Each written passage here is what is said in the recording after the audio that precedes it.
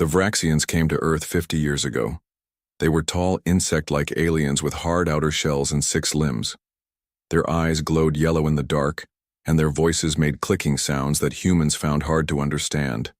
They had ships that could destroy cities and weapons that made Earth's military look like children with toys. At first, humans tried to fight back. Missiles were launched, armies gathered, and brave pilots flew to meet the alien ships. None of it mattered. The Vraxians simply waited until they had made their point, then offered humanity a choice: serve or die. The world's governments signed treaties. They called it peace, but everyone knew it was surrender. Humans would work, pay taxes and resources, and follow Vraxian laws. In return, they would be allowed to live. For most people on Earth, life went on. They saw Vraxian patrol ships in the sky and paid their taxes when collection time came. But out on the edges of human space, on colony worlds like Argos III, things were different.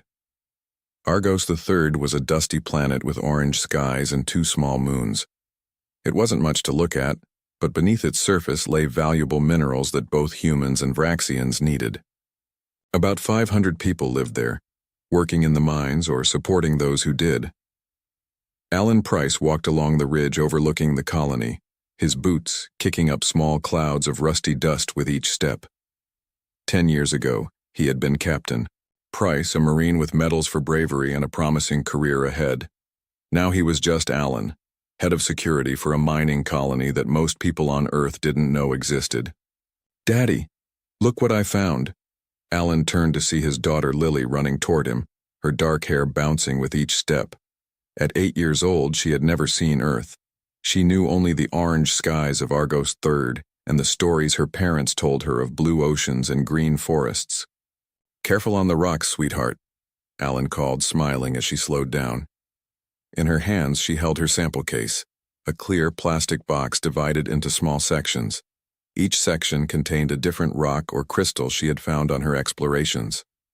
"Mom says this one might be new," Lily said, holding up a pale blue crystal that seemed to glow from within. "She's going to test it in her lab." Alan nodded, proud of his daughter's excitement for science. His wife Samantha was the colony's lead geologist, officially searching for valuable minerals for the mining operation. Unofficially, she studied everything about Argos III, building a knowledge base that might someday help humanity break free from Vraxian control. "That's great, Lily, but we need to head back now. It'll be dark soon." As they walked back toward the collection of prefabricated buildings that made up the colony, Alan saw his friend Greg Martinez waiting at the edge of the settlement. The look on Greg's face made Alan stop. "What's wrong?" Alan asked when they got closer. "Vraxian ship incoming," Greg said quietly, glancing at Lily. "Routine inspection, they say." Alan's jaw tightened. "They're not due for another month." "I know. Frank is trying to find out why they're early." Lily looked up at her father, sensing the tension. "Are the bad bugs coming?" Alan forced a smile. "Just a visit, sweetheart. Nothing to worry about. Let's get you home to Mom." As they walked through the colony, Alan could feel everyone watching them.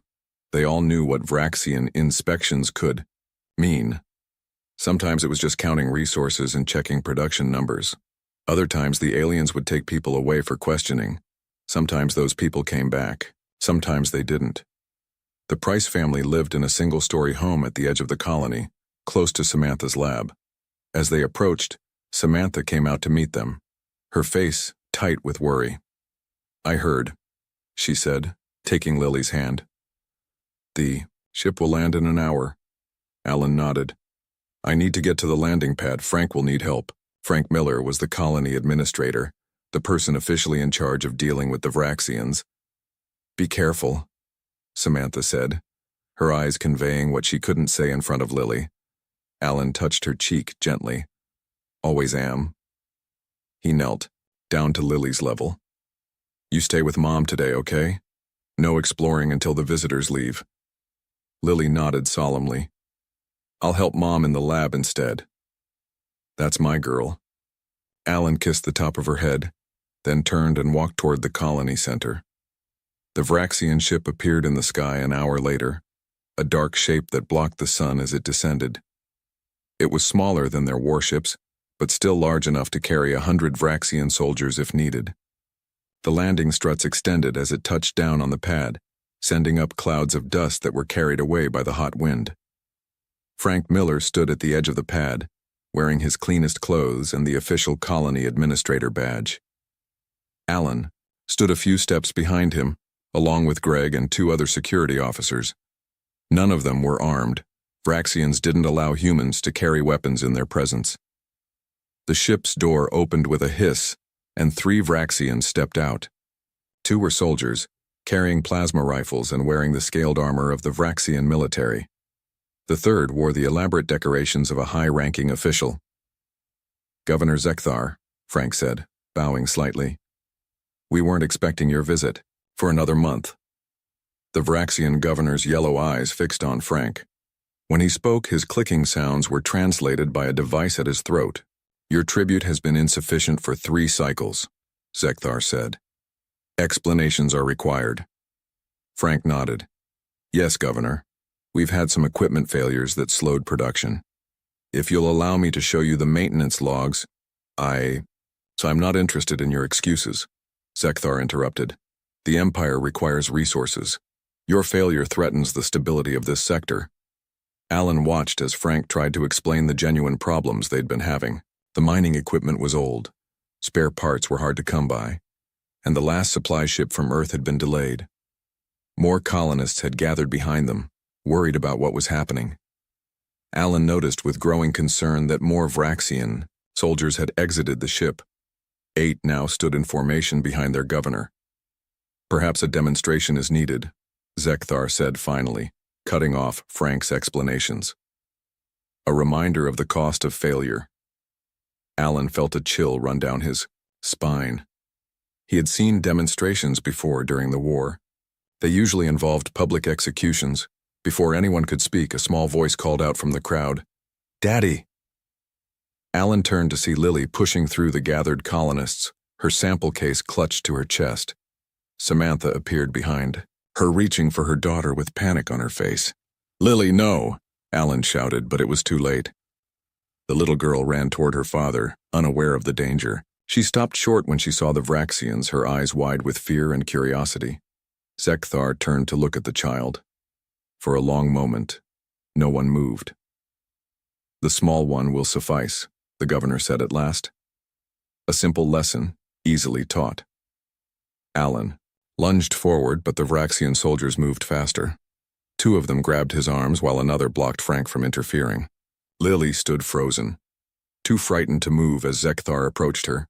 "Please," Alan begged, struggling against the soldier's grip. "She's just a child. Take me instead." Zekthar didn't even look at him. Children grow into adults who might forget their place. Best to remind everyone now. The governor drew a ceremonial blade from his belt. It glinted in the orange sunlight of Argos III. The colonists screamed and surged forward, but more Vraxian soldiers appeared, holding them back with raised weapons. Alan broke free with strength born of desperation and ran toward his daughter. He was 3 steps away when the governor's blade fell. Lily's sample case dropped to the ground, colorful rocks scattering across the rusty soil of Argos III. Among them, the pale blue crystal that had made her so excited just hours before now glowed with reflected crimson. Time stopped for Alan Price as he fell to his knees beside his daughter. Around him, the world exploded into chaos.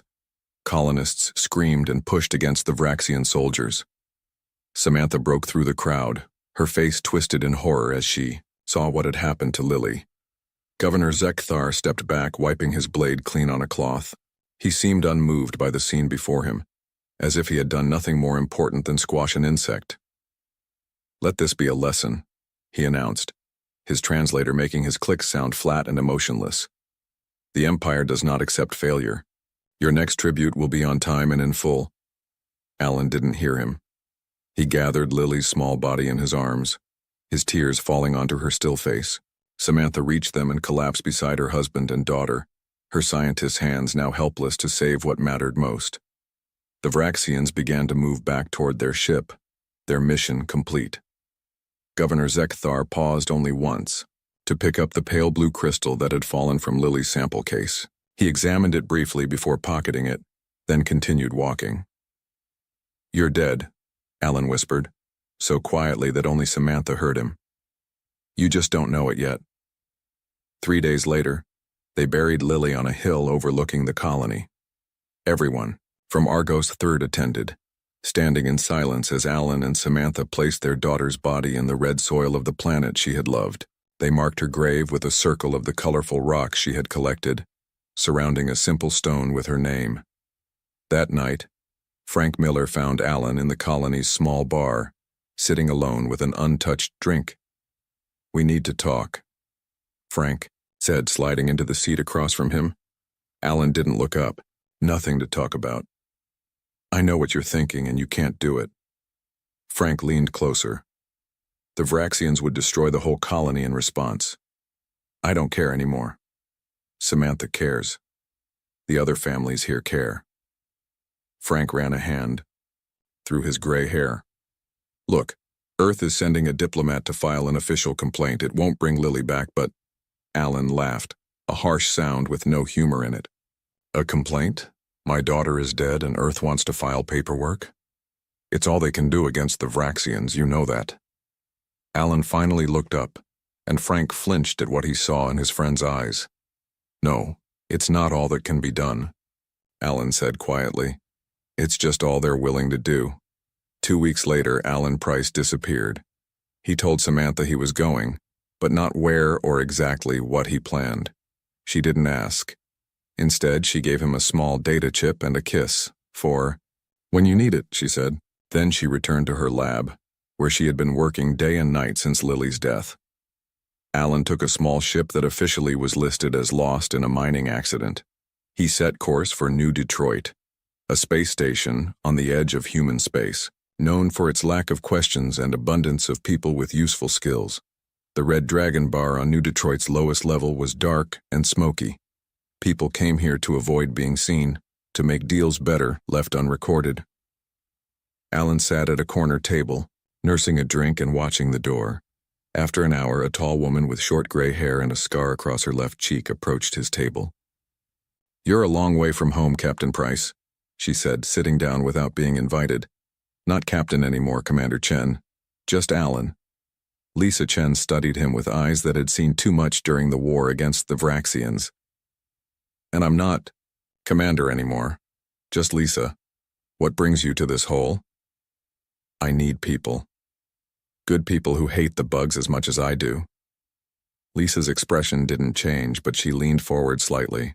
"That's dangerous talk. My daughter is dead, killed by Governor Zekthar himself as an example to the colony." For a moment, the hardness in Lisa's eyes softened.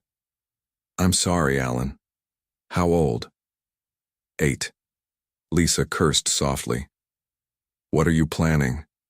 "Something stupid. Something impossible." Alan looked directly into her eyes. "I'm going to kill him. Not just him, all of them. Every Vraxian who thinks they can murder our children without consequences. You'll need a ship, weapons, a crew willing to die. I have a ship, small but fast. As for the rest..." Alan shrugged. "That's why I'm here." Lisa was quiet for a long time. Then she took a small device from her pocket and pressed her thumb against it. A list of names appeared in the air between them. "People I trust. People who lost someone to the bugs. They might listen to you." She closed the display. "But you need more than revenge, Alan. You need a plan that works." "I have the beginning of one," Alan said, touching the data chip Samantha had given him. "My wife is working on the rest." Over the next month, Alan traveled from station to station, planet to planet, meeting with people on Lisa's list. Some were ex-military like him. Others were civilians who had lost family to Vraxian cruelty. Each one listened to his story, and most agreed to help. Daniel Ortiz had been a pilot in Earth's Navy before the surrender. Now he smuggled goods past Vraxian patrols. "I'll fly any ship anywhere," he told Alan. "Just give me a chance to hurt." Those bugs. Paula King had been a weapons specialist before the war. The Vraxians had taken her husband for questioning 5 years ago. He never returned. "I've been developing things they don't know about," she said, showing Alan designs for weapons that officially didn't exist. By the time Alan returned to New Detroit, he had gathered 27 people committed to his cause. Lisa Chen had found 16 more. "We're still outnumbered 1,000,000 to 1, Lisa said as they sat in the small ship Alan had acquired. "We won't fight them directly," Alan explained. "Samantha has been studying Vraxian biology for years. She believes she's found a weakness." Alan inserted the data chip into the ship's computer. Diagrams appeared showing the inner workings of a Vraxian's respiratory system. "Their breathing apparatus is vulnerable to certain compounds," he explained. "Chemicals found in common Earth plants modified slightly. Not deadly to us, but to them." Lisa studied the diagrams with growing interest.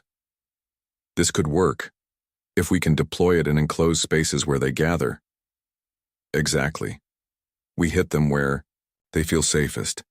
Their command centers, their luxury homes, their private clubs where they laugh about killing our people." Alan's voice was calm, but his eyes burned.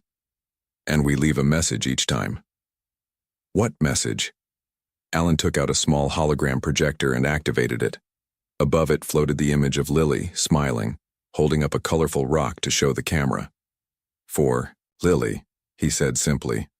Their first target was a small Vraxian outpost on an asteroid near Jupiter, just a monitoring station with a crew of 6. Daniel flew them in using a stolen Vraxian identification code. Paula had designed special suits that would protect them from the compound they were about to use. The Vraxians never had a chance to sound an alarm. The humans moved through the station silently, releasing the compound into the air system. When it was over, they left a small hologram projector beside the dead Vraxians. Anyone who found them would see Lily's smiling face, and the words, "For Lily," in both human and Vraxian script. Back on their ship, Lisa looked at Alan. "That was almost too easy." Alan nodded. "It will get harder, but now we know the compound works." "Where next?" Alan brought up a map of Vraxian installations in the solar system.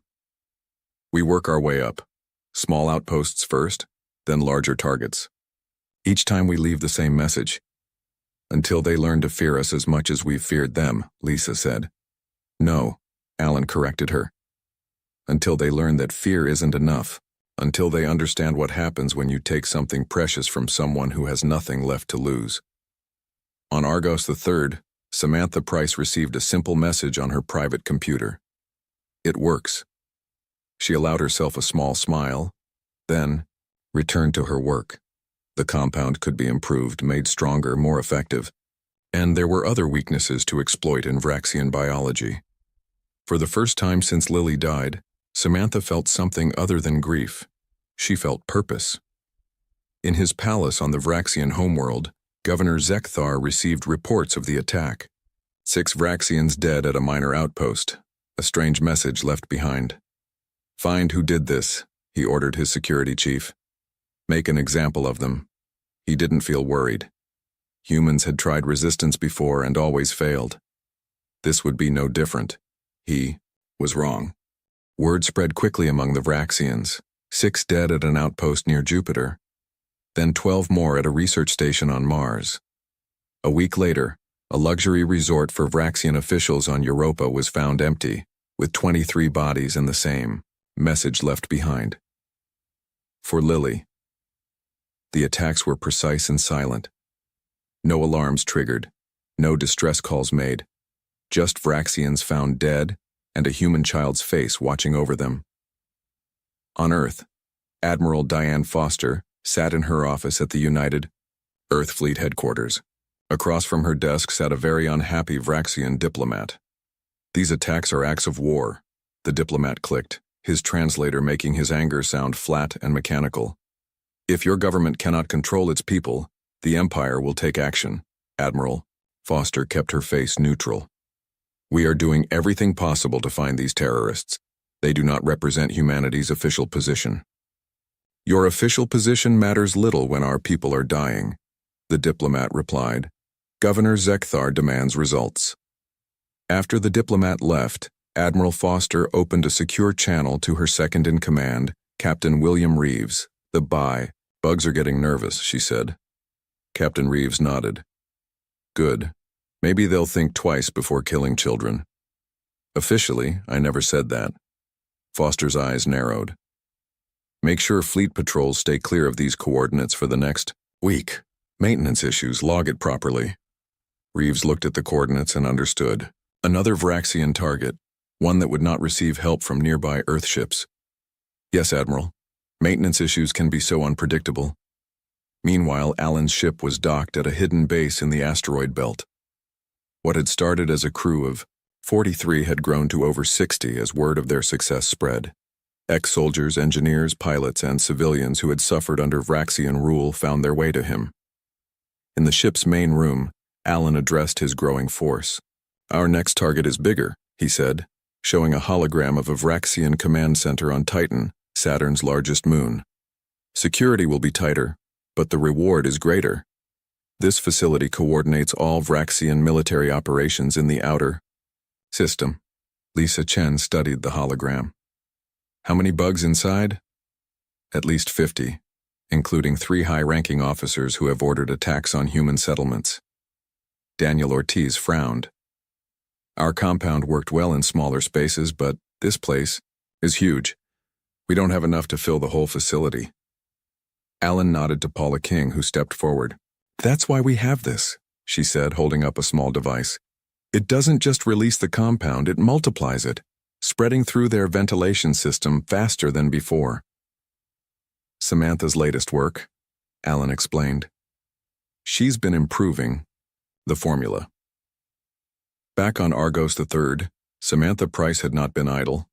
While continuing her research into Vraxian weaknesses, she had also gathered information.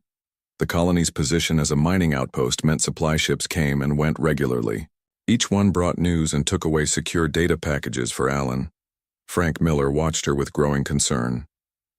The Vraxians are starting to suspect, he told her one evening in her lab. They've increased patrols everywhere.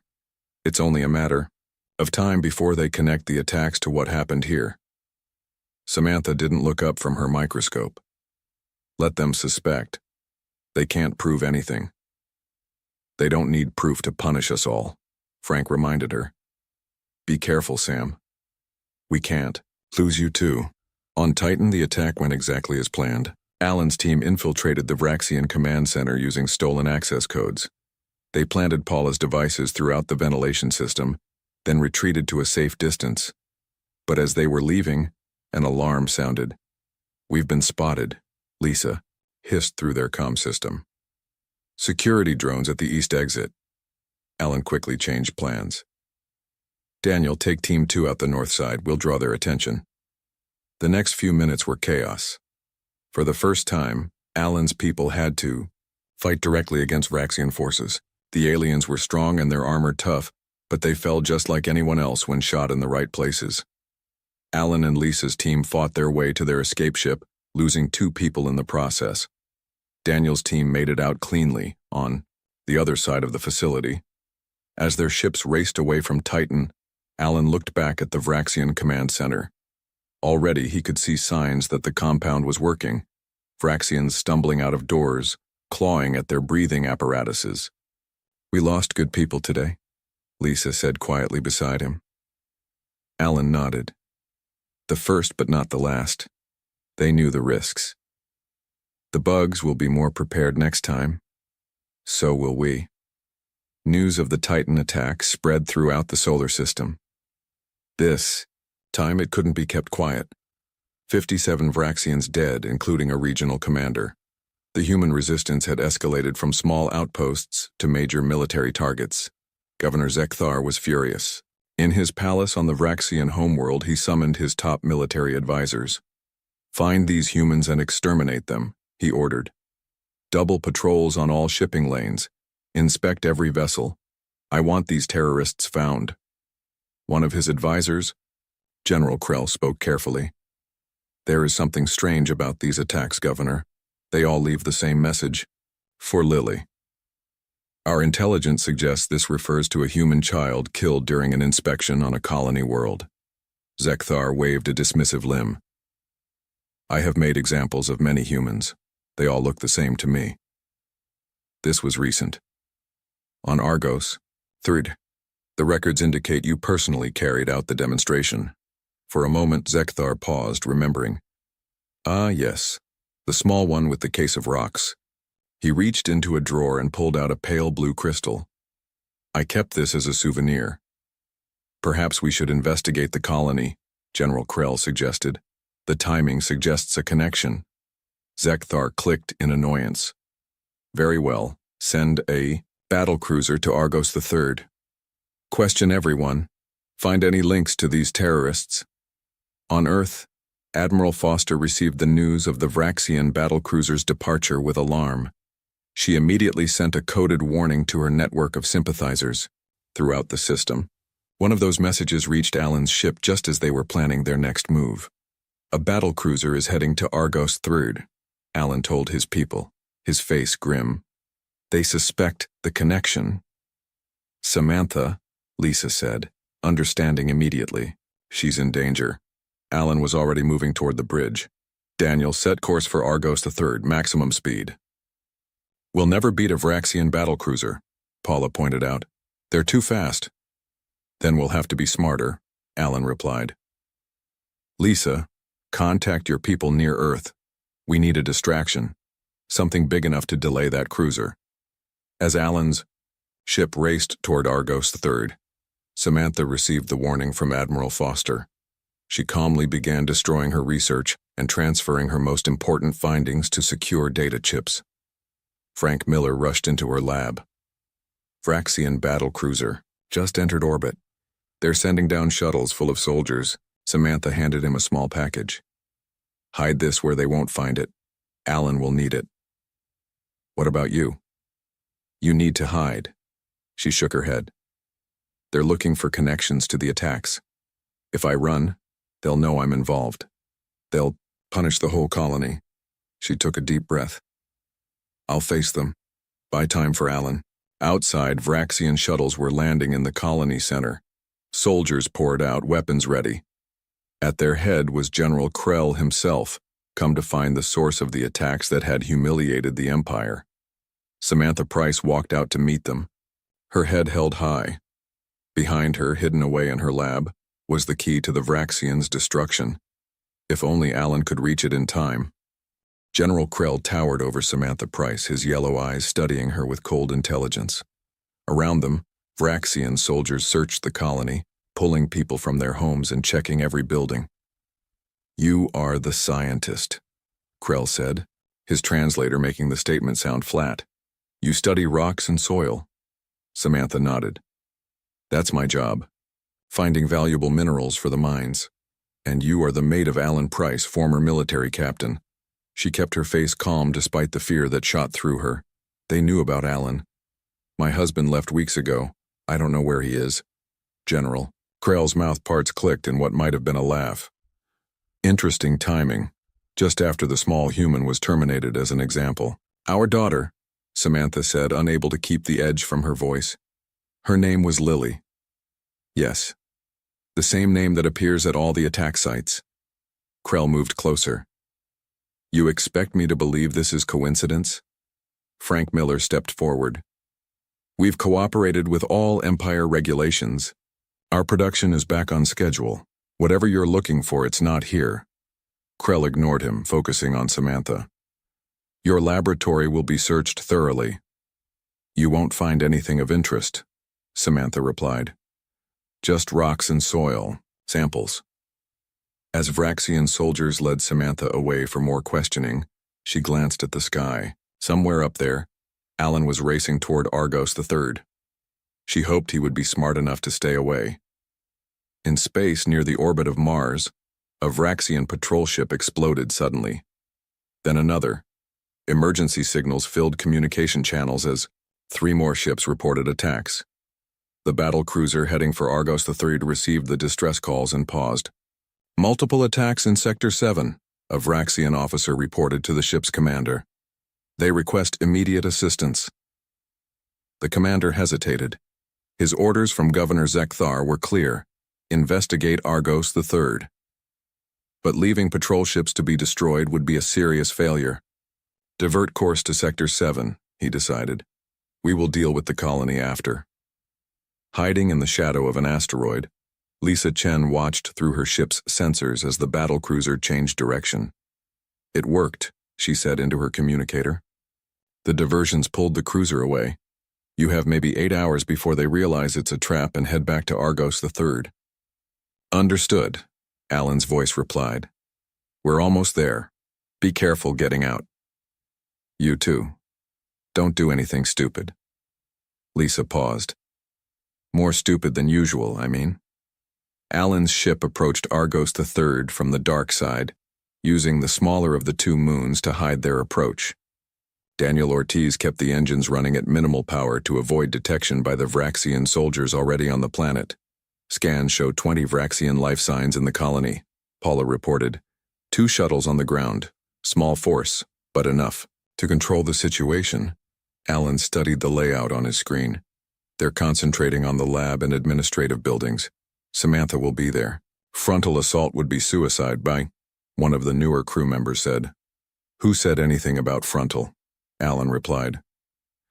We have something better. He held up one of Paula's devices, similar to what they had used on Titan, but smaller. New version. More targeted. We drop in quietly, plant these, and extract Samantha and anyone else who wants to leave. The plan was simple. Alan and 5 others would land a small craft away from the colony and approach on foot. Meanwhile, Daniel would keep the main ship ready for a quick escape. As they prepared to leave, Paula handed Alan a special mask. This will protect you from the compound for 30 minutes. After that, you'll be as vulnerable as the bugs. Alan nodded his thanks and turned to his team. Remember, our priority is getting our people out safely. The compound will distract the Vraxians, but don't take unnecessary risks.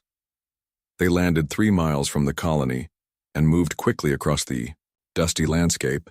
The orange sky of Argos III was darkening as night approached, giving them extra cover. At the edge of the colony, they split into 2 groups. Alan and 2 others headed for the lab while the rest moved toward the administrative center where most of the colonists were being held.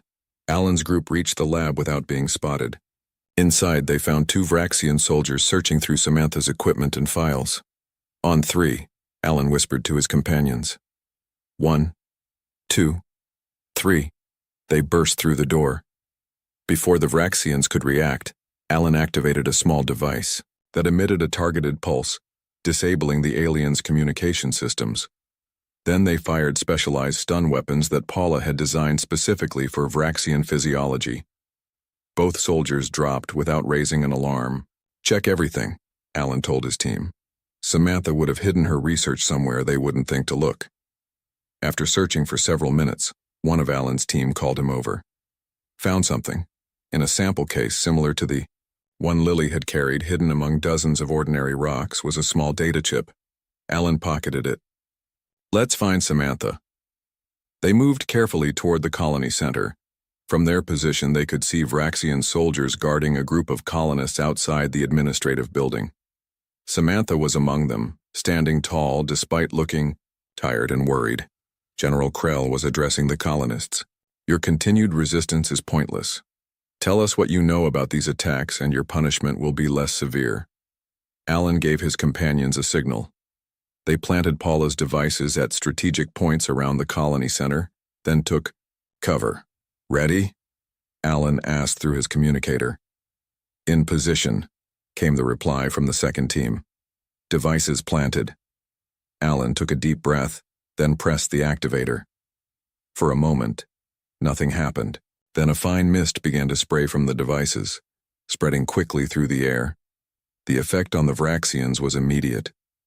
General Krell stumbled, his limbs twitching as he tried to activate his emergency breathing apparatus.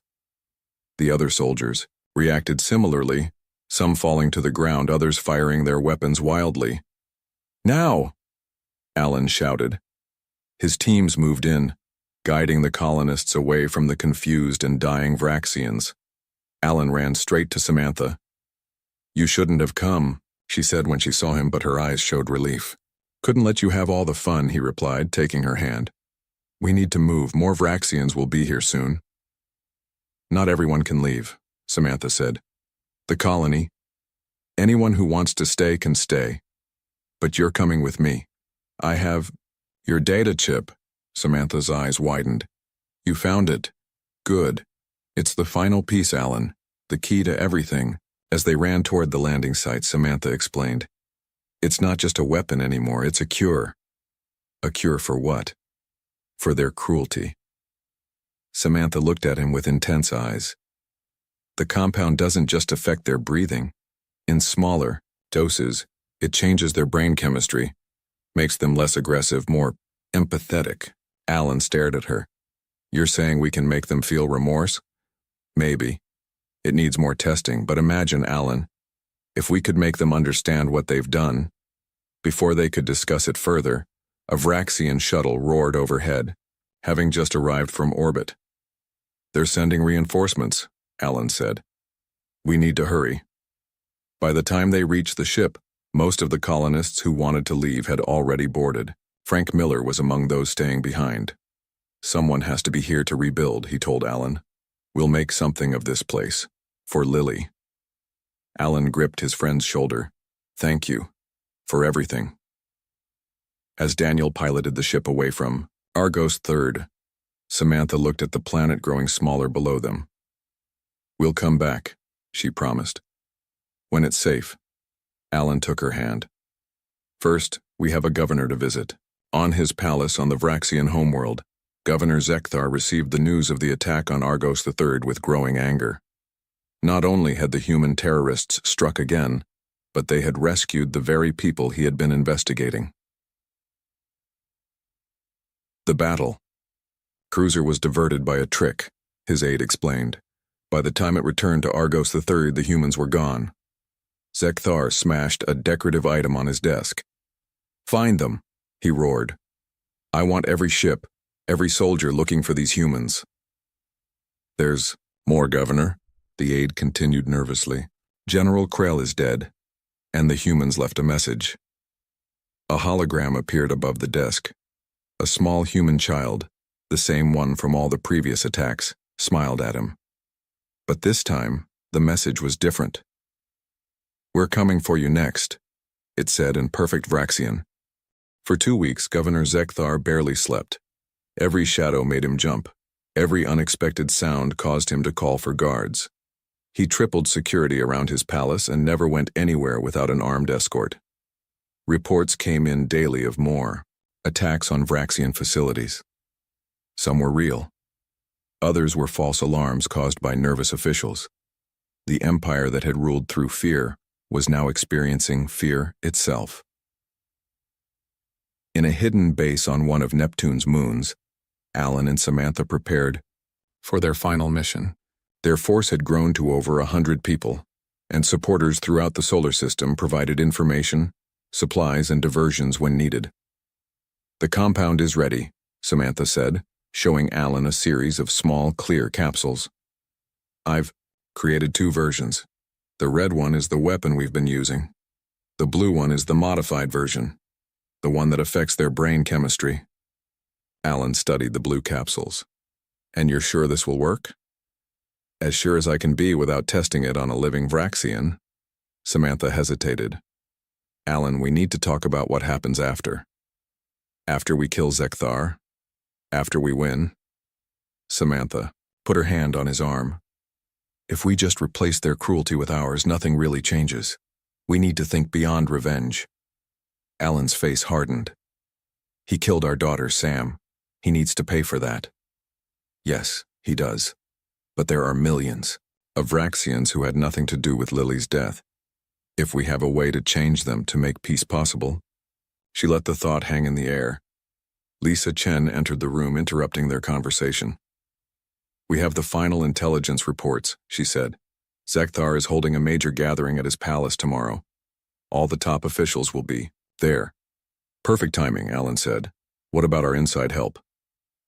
Admiral Foster has arranged for Earth's defensive systems to have a maintenance period during our approach. And our contacts in the palace have provided complete schematics of the security systems.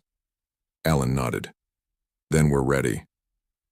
That night, as final preparations were made, Alan visited the small memorial they had created for Lily on their ship. It was similar to her grave on Argos 3rd, a circle of colorful rocks surrounding her picture. Tomorrow it ends, he whispered to her image. I hope you'll be proud of what we do. The next day, 3 ships approached the Vraxian homeworld. They looked like standard diplomatic vessels with proper clearance codes provided by Admiral Foster. Inside, Alan's team waited in full battle gear. Remember, Alan told them, our primary target is Governor Zekthar. The secondary targets are the military and political leaders in the Grand Hall. Once we've deployed the compounds, we extract immediately. Daniel piloted the lead ship toward the landing pad closest to the palace. Receiving landing clearance, he reported. They suspect nothing. As they landed, Vraxian officials came forward to greet what they thought were human diplomats. The moment the ship's doors opened, Alan's people moved with practiced efficiency. Stun weapons dropped the welcoming party before they could raise an alarm. Move, Alan ordered. His team split into 3 groups. One secured the landing area. Another headed for the palace's environmental controls. Alan led the main group directly toward the Grand Hall where Zekthar was addressing the gathered officials. They encountered more resistance inside the palace. Vraxian guards fought bravely, but they were unprepared for Paula's specialized weapons and the speed of the human assault. Environmental control secured, came the report over their communications. Ready to deploy on your command. Hold until we reach the Grand Hall, Alan replied. We need to see Zekthar's face. They reached the massive doors leading to the Grand Hall. On a screen beside the door, they could see Governor Zekthar standing at a podium, speaking to hundreds of Vraxian officials. We'll crush these human terrorists, he was saying. Their attacks are the desperate actions of a weak species. The Empire has ruled for 10,000 years and will rule for 10,000 more. Alan looked at Samantha. Which one? She hesitated only a moment, then handed him the blue capsules. This one. Alan stared at her, then slowly nodded. For Lily, he said. Then to his team, deploy the compound. The order went out. Throughout the palace, the environmental systems began distributing Samantha's compound. A fine blue mist filtered into the Grand Hall through hidden vents. Breach the doors, Alan commanded. His team blew the massive doors open and stormed into the hall, weapons ready. On the stage, Governor Zekthar turned in shock. The blue mist was already having an effect. The Vraxians in the hall weren't dying as they had in previous attacks. Instead, they seemed confused, disoriented. Some clutched their heads as if in pain. Alan walked directly down the center aisle toward Zekthar, his weapon raised. The governor's guards tried to intercept him, but they moved clumsily, affected by the compound. You, Zekthar said when Alan reached the stage. I know you. The father. My name is Alan Price. My daughter was Lily Price. You murdered her. Zekthar's yellow eyes blinked rapidly as the compound worked on his brain chemistry. The small one with the rocks. His voice sounded different, less certain. You killed her to make an example, Alan said, his voice carrying through the quiet hall. Now you're the example. He raised his weapon and pointed it directly at Zekthar's head. The governor didn't flinch or beg. He simply looked at Alan with eyes that were beginning to understand. I remember her face now, Zekthar said slowly. She was afraid. Alan's finger tightened on the trigger. Behind him, Samantha stepped forward. Alan, she said quietly, we have a choice. For a long moment, Alan stood frozen, his weapon aimed at the creature who had destroyed his world. Every cell in his body screamed for revenge. But Lily's face floated in his mind. Not the hologram they had left at attack sites, but her real face, alive and curious and kind. Slowly, Alan lowered his weapon. You don't get to die today, he told Zekthar. You get to live with what you've done. You get to feel it. He turned to the communication system at the podium and activated it. broadcasting across all Vraxian frequencies. My name is Alan Price. 3 months ago, Governor Zekthar murdered my 8-year-old daughter to make an example. Today I could kill him to make an example of my own, but that would just continue the cycle that has brought us all here. Throughout the galaxy, on every Vraxian ship and colony, they listened as Alan spoke. The compound we've released isn't just a weapon, it's changing your brain chemistry, allowing you to feel empathy. Maybe for the first time. You're beginning to understand what you've done to us, to countless species. He looked directly at Zekthar. You ruled by fear because you didn't know any other way, now you do. What you build with that knowledge is up to you. 3 days later, representatives from Earth and the Vraxian Empire met to negotiate a real peace, not the surrender documents of before, but a true treaty between equals. Admiral Foster represented Earth, while a subdued Zekthar spoke for the Vraxians. The compound's effects had stabilized, leaving the Vraxians changed, but still themselves. Cannot undo what has been done, Zekthar said, his voice carrying a new tone that humans recognized as regret. But we can build something different. When the treaty was signed, Alan and Samantha were not present. They had returned to Argos III with those colonists who wished to go home. On the hill overlooking the colony, they stood before Lily's grave. The circle of colorful rocks had been maintained by those who stayed behind. Alan placed the pale blue crystal, recovered from Zekthar's palace, in the center. Do you think she would understand? Alan asked, looking at the simple stone with their daughter's name. Samantha took his hand. She was always curious about everything. Always trying to understand how things worked, how people thought. I think she would be proud. The Vraxians want to build a memorial for all the children they've killed. They've asked permission to include Lily's name and picture. Samantha looked surprised. What did you tell them? I told them to ask me again in a year. Some wounds take time. As they walked back toward the colony, Alan looked up at the orange sky of Argos III. The second, smaller moon was just becoming visible as night approached. We should name it, Samantha said, following his gaze. Alan nodded. Lily's moon. Across the galaxy, former enemies began the slow, difficult work of building peace. There would be setbacks and challenges ahead. Not all Vraxians accepted the changes in their society. Not all humans were ready to forgive. But in bars across the frontier, a new toast was heard alongside the old one. People still raised their glasses, for Lily. But now they added, for peace. And on his throne on the Vraxian homeworld, Governor Zekthar, who had refused medical treatments that might undo the compound's effects, made a decision. He would step down from power, but before he did, he established one new tradition. Every year, on the day Lily Price died, the Empire would observe a day of remembrance, a day when no one anywhere in Vraxian territory would rule by fear. The starship Horizon drifted silently through the void, its engines humming with quiet power as it approached the uncharted planet. Through the main viewport, Captain Olivia Wright studied the swirling storms that covered most of the planet's surface.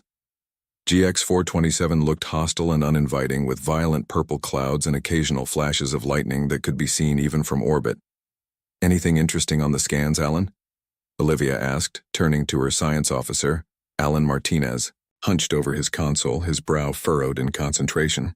The blue light from the screen reflected off his glasses as his fingers danced across the controls. Yes, Captain. Very interesting, actually. Alan straightened up and pointed to a series of energy readings on his screen. These energy patterns don't match anything in our database. They're coming from a deep canyon system near the equator, in one of the few areas not affected by the storms. Olivia moved closer to examine the readings. After 15 years of exploration missions, she had learned to trust her curiosity. Could be natural geological activity. Could be. Alan nodded. But these patterns show too much regularity. They almost look designed. That was enough for Olivia. The Horizon had been sent to this remote sector specifically to find signs of new life or technology. After 3 months of empty planets and lifeless moons, GX-427 was their first promising lead. Prepare a shuttle, she ordered. I want a small team on the surface within the hour. 90 minutes later, Security Chief Paul Carter guided the small exploration shuttle through the turbulent atmosphere of GX-427. Beside him, xenobiologist Samantha Kelly checked her equipment one last time. In the rear seats, Alan reviewed the sensor data while Olivia made final notes in the mission log. The canyon should be visible in about 30 seconds, Paul said, his strong hands steady on the controls despite the shuttle's violent shaking. The shuttle broke through the cloud layer, and a barren landscape spread out beneath them. The surface was a dull reddish-brown, broken by deep cracks and crevices. And there, cutting across the plain like a wound, was the massive canyon system. It's beautiful, Samantha whispered as Paul brought the shuttle down for a landing on a flat area near the canyon's edge. The team donned their environmental suits. The planet's atmosphere contained too much chlorine for humans to breathe, and the temperature hovered around 15 degrees below freezing. One by one, they stepped out of the shuttle onto the alien surface. The energy readings are coming from about half a kilometer that way, Alan said, pointing toward a narrow path that led down into the canyon. They moved carefully along the path, their boots crunching on the brittle surface. The deeper they went into the canyon, the more the walls around them changed. What had looked like ordinary rock from a distance now revealed itself to be shot through with strange crystalline formations. The crystals gave off a faint bluish glow that grew stronger as they descended. I've never seen anything like this, Samantha said, running her scanner over one of the crystal clusters. The molecular structure is unlike any crystal formation I've studied. Are they safe? Paul asked, his hand resting cautiously on his sidearm. They appear to be inert, Samantha replied. But these readings suggest they might have some sort of network connecting them. After another 20 minutes of descent, the narrow path opened into a large cavern. The team stopped in stunned silence. The entire chamber was lined with the crystal formations, but here they were larger and more complex, forming structures that resembled delicate towers and arches. The blue light pulsed slowly, almost like a heartbeat. It's like a city, Olivia breathed, her voice filled with wonder.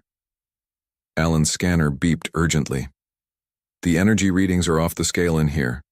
Whatever we detected from orbit, this is the source. Samantha approached one of the crystal towers, her scientific curiosity overcoming her caution. She reached into her pack for a collection tool. I'm going to take a small sample. As soon as her tool touched the crystal surface, the steady, blue glow flashed bright red. A high-pitched tone filled the chamber, vibrating through their suits. The crystal Samantha had touched began to melt the metal of her collection tool like it was made of wax. Back away, Olivia ordered. Everyone out now. But it was too late. The vibration had shaken loose some rocks from the cavern ceiling. A small avalanche of stones came crashing down, blocking part of the entrance path. Is everyone okay? Olivia called out, counting her team members through the cloud of dust. 3 acknowledgements came back. They were shaken but unharmed. As the dust settled, Samantha noticed something moving among the fallen rocks. There's something there, she said, pointing to a small area where the rocks had partially collapsed. Paul moved forward cautiously, his light illuminating the space. Something was trapped under the fallen debris, something that glittered and shifted in the beam of his light. It looks like a chunk of the crystal broke off, Paul said. But as they watched, the crystal mass moved again, clearly trying to free itself. That's no broken chunk, Alan whispered. It's alive. The creature was small, about the size of a house cat, with a body that seemed to be made entirely of the same crystalline material that lined the caves. Its surface constantly shifted between different geometric patterns, and small pulses of blue light moved across it. It's trapped, Samantha said, already moving closer. Paul grabbed her arm. Protocol says we observe only. We don't interfere with unknown life forms. Samantha pulled away. It's in pain. Look at the color change. The creature's blue glow had dimmed to a pale, sickly color. It made no sound, but its movements were becoming weaker. I'm helping it, Samantha decided. and before anyone could stop her, she began carefully moving the smaller rocks away from the trapped creature. "Sam, be careful," Olivia warned, but she didn't order her to stop. Something about the small being's struggle touched even the captain's usually cautious heart. The final rock was heavier than the others. Paul sighed and stepped forward to help, and together they lifted it away from the creature. Free at last, the crystalline being didn't flee as they expected. It rose up slightly, its form reshaping itself from a flattened mass back into something more complex. A rounded body with several small protrusions that might have been limbs. Its color shifted back to a healthier blue. "Incredible," Alan murmured, scanning the creature. "It seems to be able to rearrange its molecular structure at will." The creature turned what appeared to be a front end toward Samantha. A small tendril of crystal extended toward her, stopping just short of touching her suit. "I think it's thanking me," Samantha said softly. The team watched in fascination as the creature began to move around the cavern floor, stopping occasionally as if to study them. When they finally turned to leave, carefully navigating around the rockfall, they were surprised to find the crystal being following them. "I think it wants to come with us," Samantha said with a smile in her voice. Paul shook his head. "Absolutely not. We have no idea what that thing is or what it can do." But the creature continued to follow them all the way back to the shuttle, moving with surprising speed and grace for something that appeared to be made of solid crystal. At the shuttle door, Olivia made her decision. "If it wants to come, we take it. Contained and under observation, of course." She held up a hand to stop Paul's objection. "This is exactly the kind of discovery we were sent to make." As the shuttle lifted off from the barren surface of GX-427, none of the crew of the Horizon realized that they had just rescued a juvenile member of the species that the Galactic Council had spent centuries trying to exterminate. A species responsible, according to Council records, for the destruction of 3 advanced civilizations, a species that would soon change humanity's place in the galaxy forever. The small crystalline creature sat inside a shimmering containment field in the Horizon's science lab. Its blue glow pulsed gently as it moved around the enclosed space, occasionally touching the energy barrier with a tiny tendril before pulling back. Samantha Kelly hadn't left the lab for hours. She sat on a stool, her chin resting on her hands as she watched the creature with fascination. On a nearby screen, readings from various sensors tracked the entity's energy outputs, temperature, and molecular structure. "Have you named it yet?" Captain Olivia Wright asked as she entered the lab carrying 2 cups of coffee. She handed one to Samantha. "Spark," Samantha replied with a tired smile, "because of those little flickers of light that run across its surface." Olivia nodded and studied the creature. "Any idea what it is?" "Nothing that matches our databases," Samantha sighed. "Its body seems to be composed of a crystalline material similar to what we saw in the cave, but it can reshape its molecular structure at will. It's also giving off a type of energy our sensors can barely detect." The creature, Spark, moved to the edge of the containment field closest to them. It stretched upward, forming what looked almost like a small tower, with pulses of light racing up and down its surface. "It's been doing that whenever someone new comes in," Samantha explained. "I think it's curious about us."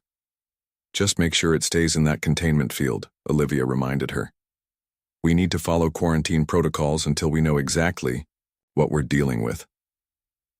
After the captain left, Samantha continued her observations for another 2 hours before finally heading to her quarters for some much-needed rest. The ship's night cycle was well underway when alarms jolted Greg Turner. Awake. As the Horizon's lead engineer, he was used to middle-of-the-night emergencies. He quickly pulled on his uniform and rushed to the engineering bay where the alarm was sounding. "Computer, what's the nature of the emergency?" Greg called out as he entered the dimly lit room. "Unknown energy signature detected in proximity to the main power core," the ship's computer replied in its calm voice. Greg grabbed a handheld scanner and moved cautiously toward the power core that drove the Horizon's engines. The massive cylinder hummed with energy, bathed in a soft blue glow. He almost missed the small form nestled close to the core's outer casing. "What the—" Greg froze, his scanner forgotten in his hand. The crystalline creature from the planet, the one that was supposed to be safely contained in the science lab, was pressed against the power core. Its body had changed shape to form a thin, flat disk that conformed perfectly to the curved surface of the core. Pulses of light flowed between the core and the creature in a steady rhythm. Greg tapped his communication badge. "Turner to security. The alien specimen has escaped. It's in engineering near the power core." He expected the creature to flee when it noticed him, but instead it reformed itself into something more compact and moved toward him. Greg backed away slowly, not wanting to provoke it. "Stay back," he warned, though he wasn't sure if the creature could understand him. To his surprise, Spark stopped. Then it changed color, the blue glow shifting to match the red of Greg's engineering uniform. When Greg took another step back, the creature mimicked his movement perfectly. "You're copying me?" Greg whispered. The creature pulsed once, brightly, as if in response. When security arrived minutes later, they found Greg sitting on the floor of the engineering bay with the crystalline entity hovering nearby, still matching the red of his uniform. "Don't worry," Greg told the security officers. "It's not doing any harm. I think it was just curious about the power core." Captain Olivia called an emergency meeting in the ship's conference room. Samantha, Paul, Alan, and Greg sat around the table while a portable containment field held Spark in the center. "How did it get out?" Olivia demanded. Alan looked embarrassed. "The containment field was functioning perfectly according to all readings, but when I reviewed the security footage, it appears the creature simply changed its structure to slip between the energy bands of the field."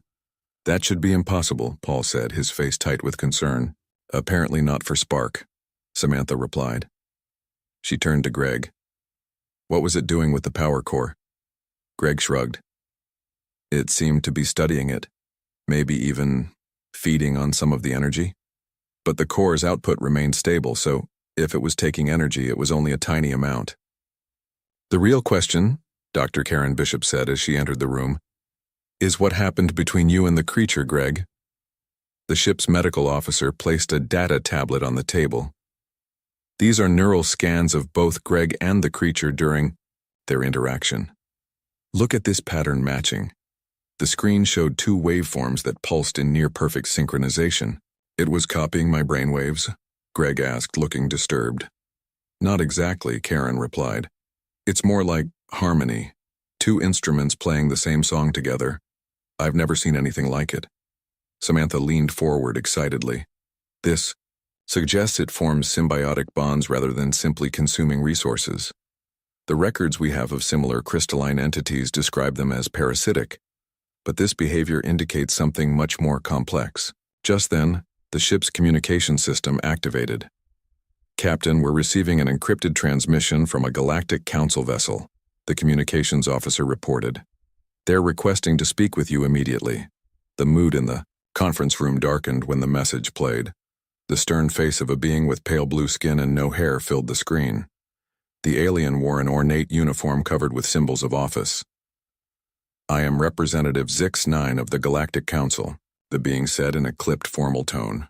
"Our scans indicate you have retrieved an Omega-level threat entity from planet GX-427. You are ordered to maintain quarantine procedures and prepare for immediate transfer of the entity to our vessel for containment and destruction. Failure to comply will result in severe diplomatic consequences for Earth. End transmission." Silence filled the room after the message ended. "Destruction?" Samantha finally whispered, looking at Spark. The creature had dimmed considerably during the message, its normally bright blue glow now a subdued, almost gray color. "It doesn't seem dangerous," Greg said, watching as Spark slowly reshaped itself into a small, compact form. Olivia's face was grim. "I want to know exactly what we're dealing with before I hand over anything to the Council. Alan, access everything we have on Omega-level threats. Paul, prepare a security team, just in case. And Samantha, keep studying our guest." As the meeting broke up, Greg noticed Spark begin to glow a bit brighter. The creature extended a small tendril toward him before security took it back to a reinforced containment area. That night, while most of the crew slept, Spark escaped again. This time, the security camera showed it making its way through the ship's corridors until it reached Greg's quarters. When Greg awoke the next morning, he found the crystalline being curled up at the foot of his bed, its surface gently pulsing, in time with his heartbeat. Instead of calling security, Greg quietly spoke to the creature. "You're going to get us both in trouble, you know." Spark brightened and formed a small tendril that reached toward him. After a moment's hesitation, Greg allowed it to touch his hand. A warm sensation spread up his arm, and for just a second, he felt a connection, like finding a missing piece of himself he hadn't known was gone. What Greg didn't know was that this simple moment of trust had just changed the future of two species forever. Captain Olivia paced the length of her office, stopping occasionally to look at the holographic display showing the Galactic Council ship. The massive vessel had appeared at the edge of the system 6 hours ago and was slowly approaching the horizon's position. "We need more time," she muttered to herself. The door chimed and Alan entered carrying a datapad. His usually neat appearance was rumpled, suggesting he had been working through the night. "Captain, I've found the council records on the crystalline metamorphs," he said, his voice tight with excitement and worry. "You need to see this." He placed the pad on her desk. The screen showed images of crystalline entities similar to Spark, but much larger and with more complex structures. Olivia scrolled through the files, her expression growing darker. "According to these records, crystalline metamorphs were responsible for the destruction of 3 advanced civilizations in the last 1,000 years, Alan explained.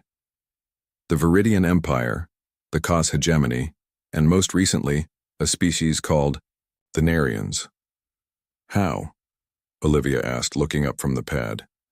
"The records claim they consume energy at an exponential rate. They start small, bonding with technology, but eventually drain entire power grids, weapon systems, even the energy fields that protected cities." Alan took off his glasses and rubbed his tired eyes. In the case of the Narians, a single metamorph supposedly consumed the energy from their planetary defense system, leaving them vulnerable to a solar flare that killed billions. Olivia's communicator beeped. "Captain, you better come to engineering," Greg's voice said. "There's something you need to see." 10 minutes later, Olivia stood in engineering with Greg and Dr. Karen. Spark floated beside Greg, a small tendril of its crystalline body resting on his shoulder. Over the past day, the creature had refused to leave Greg's side, following him everywhere around the ship. "Watch this," Greg said. He pointed to a damaged circuit board removed from one of the ship's systems. "Spark, can you fix it?" The crystalline entity floated down to the workbench. It extended several tendrils that touched different parts of the circuit board. Pulses of light flowed from Spark into the damaged components. Before their eyes, the burnt connections began to repair themselves, metal flowing like water to reconnect the broken pathways. "It can manipulate matter at a quantum level," Karen explained, checking readings on her scanner, "but only when connected to Greg emotionally. When they're separated, Spark loses much of this ability." "It fixed 3 damaged systems this morning," Greg added with a hint of pride. "Better than new." Olivia frowned thoughtfully. "This doesn't match the Council's description of a mindless energy consumer." "Because it isn't one," Samantha said as she entered engineering, her face flushed with excitement. "I've completed my detailed scans of Spark, Captain. It's a juvenile." "A what?" Olivia asked. "A child," Samantha explained. "Its neural structure is still developing. Adult metamorphs might consume energy indiscriminately, but Spark is different. It's forming connections, learning, developing bonds that guide its behavior. Like a child learning right from wrong," Greg said softly, looking at Spark with new understanding. The ship's communication system activated. "Captain, Lieutenant Porter requests your presence in communications. He says it's urgent." In the communications center, Ryan Porter, a young officer with a talent for code breaking, had dark circles under his eyes from hours of work. "I managed to access the classified sections of the Council records," he said without preamble. "The truth about the metamorphs is very different from what they told us." He pulled up images on the main screen. They showed metamorphs being held in containment fields, subjected to experiments with various devices attached to their crystalline bodies. The metamorphs didn't attack unprovoked, Ryan explained. Each of the destroyed civilizations had captured adult metamorphs and tried to weaponize them. The Viridians used them to power planet-killing weapons. The Kos tried to use them as living power sources for their war machines. And the Narians? Olivia asked. Ryan's face hardened. They found a way to split a metamorph's consciousness, creating copies they could control. The process essentially tortured the being until it lashed out. So the metamorphs were defending themselves, Karen said quietly, and the Galactic Council has been hunting them to extinction ever since, Ryan finished. Their policy is immediate destruction of any metamorph found, no exceptions. A heavy silence fell over the room, broken only when Spark floated over to the screen showing the images of its tortured kind. The creature dimmed noticeably, its usual bright blue fading to a dull gray. Greg moved to comfort it, placing a hand near the creature. Spark immediately extended a tendril to touch him, and its color slowly returned. Captain, the communications officer called out. The council ship is hailing us. Admiral Vrex is demanding to speak with you. Olivia squared her shoulders. Put him through. The main screen changed to show a stern-faced alien with gray, leathery skin and 4 eyes arranged in a diamond pattern. Admiral Vrex wore an elaborate uniform festooned with medals and insignia of rank. Captain Wright, the alien said in a cold voice. You have not responded to our previous communication. The Omega-level threat entity must be surrendered immediately. Prepare for our boarding party or face consequences. Olivia stepped forward. Admiral Vrex, we've been reviewing the Council's records on the crystalline metamorphs. There seem to be some inconsistencies in the historical account. All 4 of the Admiral's eyes narrowed. The historical record is not open for debate, human. The entity is a threat to all life in this sector. The entity has a name, Greg said suddenly, stepping into view with Spark beside him. And Spark has shown no hostile intention since we rescued it. The Admiral's eyes widened at the sight of Greg standing unprotected next to the metamorph. You dare to bond with it? You have no idea what you're dealing with? Actually, I think we do, Olivia replied calmly. We know the metamorphs were victims, not aggressors. We know they only attacked when they were exploited and abused. Dangerous. Misinformation, the Admiral snarled. This discussion is over. Surrender the entity, or we will be forced to take action against your vessel. Before you do that, Olivia said quickly, you should know that our entire conversation, along with the evidence we've uncovered, has been transmitted to Earth's ambassadorial team on the Galactic Council. The Admiral's face twisted with rage, but before he could respond, something unexpected happened. Spark floated forward directly in front of the screen. Its body began to shift and change, growing more complex. Suddenly, a beam of light projected from its surface, creating a 3-dimensional image that filled the center of the communications room. The image showed metamorphs in their natural state, living peacefully on a crystalline world. It showed them encountering the first spacefaring races, forming bonds that benefited both species. Then it showed the betrayal, the capture, the experiments, the pain, and finally the desperate defense that had been labeled as unprovoked attack. The most stunning revelation came last, an image of a metamorph and another sentient being sharing a deep bond, creating between them a small new metamorph. They need trust bonds with other sentient species to reproduce, Samantha whispered in awe. That's why they're nearly extinct. After centuries of being hunted, they had no one left to trust. Admiral Vrex had gone silent, staring at the images with all 4 eyes wide. Olivia stepped forward again. Admiral, we request a formal hearing before the full Galactic Council. Earth claims protection rights for the metamorph species under the Endangered Sentient Entities Act. Until then, we will maintain custody of Spark. For a long moment, the Admiral said nothing. Then, with visible effort, he regained his composure. A hearing will be arranged, but be warned, Captain Wright. If that creature causes any harm, your world will bear the responsibility. The screen went dark, leaving the humans standing in shocked silence with Spark glowing brightly in their midst. The small crystalline being had just changed everything. The sun was setting, painting the sky with orange and pink colors. Emma walked slowly along the old dirt road, her backpack feeling heavier with each step. She had been traveling for days, and her feet were tired. The small map she carried was worn and folded many times, with marks and notes showing her long journey. Something felt different about this part of her trip. The trees looked older, and the air seemed quieter. Emma could hear only the sound of her own footsteps and the soft wind moving through the branches. She stopped for a moment and looked around, trying to understand where she was. In her backpack, she carried a small notebook that belonged to her grandfather. It was old and had yellow pages, but she kept it safe. The notebook had strange drawings and writing that she could not fully understand. Emma believed it might hold some kind of secret, but she was not sure what that secret could be. As the light began to fade, she noticed a small path leading away from the main road. It was narrow and covered with grass and small plants.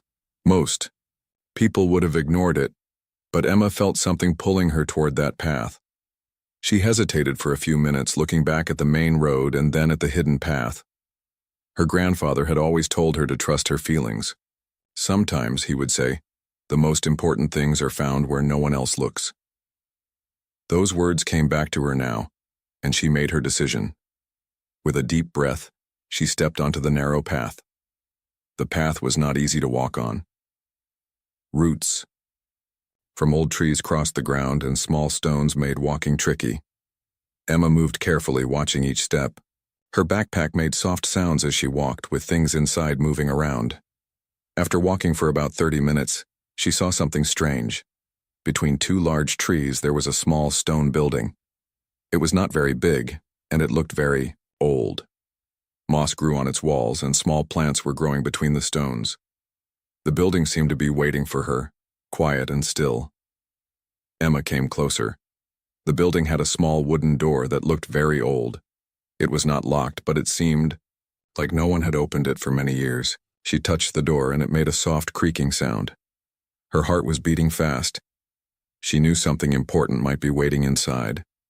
With slow and careful movements, she pushed the door. It opened with a loud sound that broke the silence of the forest. Dust flew up, and she could see small pieces of light coming through holes in the walls. The inside of the building was simple. There was a small table and a chair made of wood. On the table, something was waiting. It was another notebook, much like the one her grandfather had given her. This one looked even older. Emma picked it up with shaking hands. She could see writing on the first page, but the words were not clear. They seemed to be written in a language she did not know. Outside, the forest was becoming dark. Animals started to make sounds. An owl called from far away, and small animals moved in the grass. Emma sat on the old chair and opened the notebook. She knew this was an important moment. Something was about to change in her journey. The notebook felt heavy in her hands. Its pages were brown and soft. Some pages were torn, and some had water marks. But the writing was still there, waiting to be read. Emma took a deep breath and started to look at the first page. She did not know it yet, but this small stone building and the notebook would change everything. Her journey was about to take a turn that she could never have expected. The forest around her seemed to be waiting, holding its breath, ready for what would happen next. Emma looked up from the notebook and looked around the small room. The light was getting less and less. Soon, she would need to make a choice. Stay in this old building or try to find her way back to the main road in the dark. But right now, all she could think about was the notebook and the secrets it might hold. The night was cold, and Emma wrapped her small blanket around her shoulders.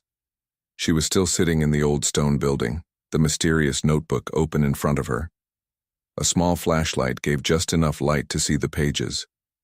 The sounds of the forest came through the small holes in the walls, crickets singing and wind moving through tree branches. Emma tried to make sense of the writing in the notebook. The words were strange and looked like they were written by someone in a hurry. Some letters were big, some were small.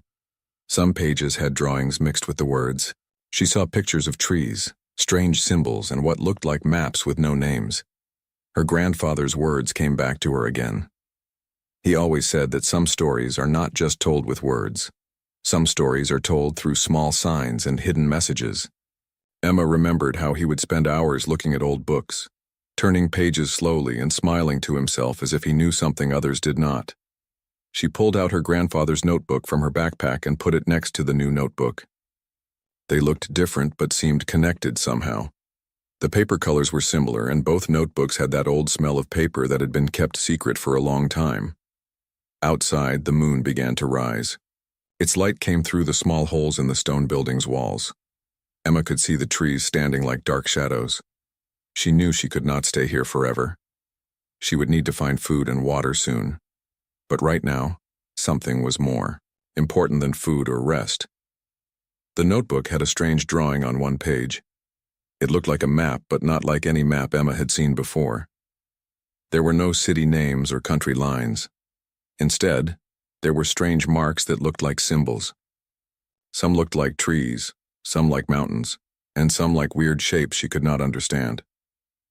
One symbol caught her eye. It was near the bottom of the page and looked like a small key. Next to the key symbol, there was a set of numbers: 47, 3428, 121, 7890. Emma recognized these as coordinates, numbers that told exactly where something was on the Earth. But what was at these coordinates? She took out her phone and checked the battery. It was low, but she had just enough power to look up the numbers. The coordinates were in a forest area in Washington State. It was not very far from where she was traveling. Was this a coincidence? Emma did not believe in coincidences. Her grandfather had always told her that every journey has a purpose. We do not choose our paths, he would say. Sometimes the paths choose us. These words played in her mind as she looked at the notebook and the coordinates. The stone building felt different now. It no longer seemed like an old, forgotten place. It felt like a meeting point, a place where something important was about to begin. Emma could feel her heart beating faster. She knew she was close to something big. She looked at her backpack.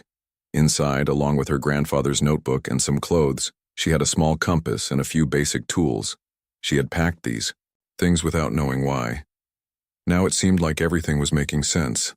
The night was getting colder. Emma knew she needed to make a plan. She could not stay in this stone building forever. She would need to follow the coordinates, find out what the key symbol meant, and understand the connection between her grandfather's notebook and this new one.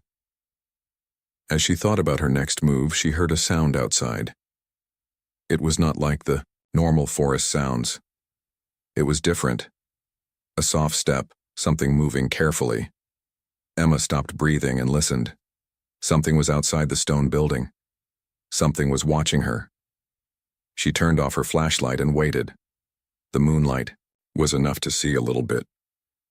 Her hand moved slowly to her backpack where she had a small flashlight and a small knife. She was not afraid. Her grandfather had taught her to be careful but brave. The sound came again, closer this time. It was not an animal. It was something else. Something that knew she was here. Something that was looking for her. Emma took a deep breath. Her journey was about to change again. The notebook, the coordinates, the mysterious sound outside, everything was coming together. She did not know what would happen next, but she knew one thing. She would find the truth. The night continued. The forest was quiet, but something was about to happen, something that would change everything.